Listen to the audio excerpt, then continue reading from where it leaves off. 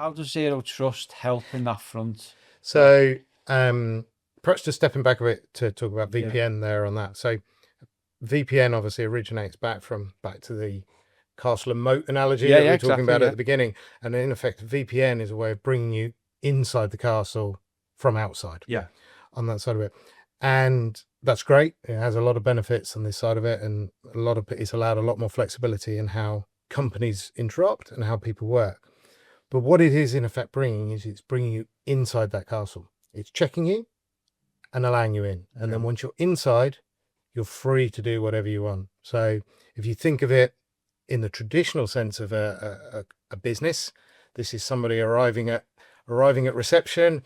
They've asked to meet John Jones. They've been given their visitor's pass because they've checked who they are, and then they're free to go wherever they want in that building. Now, most of us would look at that and go, not sure that feels quite right. But in a networking world, that's in effect what's happened with a VPN. It's given you a pass because it's authenticated who you are and it's let you in.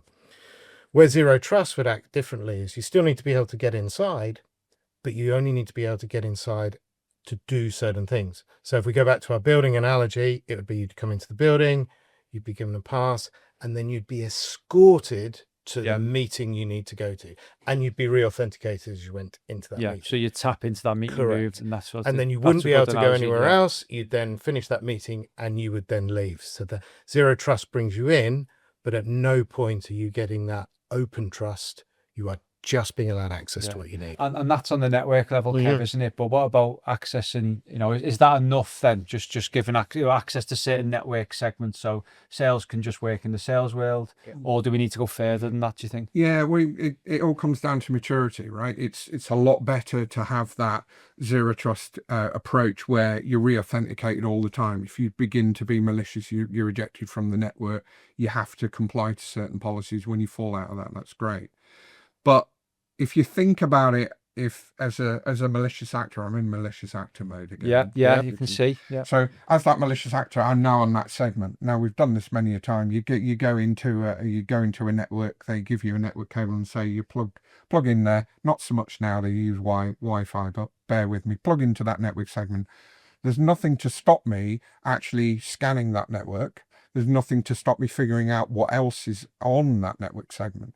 So if you start to think about Zero Trust, when you're accessing an application via a VPN, are we giving you access to the network, carte blanche? Or are we giving you access to a segment of the network? Or are indeed we giving you access to the application and the application Which only? actually at the user level makes a lot more sense, doesn't it? Yes. I don't need a network to do my job. I need applications. Yeah. So if you're a third party, a good example, if you're a third party and you're a support company, you're a third party MSSP and they say, I need a VPN account. Typically, they'll set a VPN account up for you. They put you on the trusted VLAN, normally the management VLAN.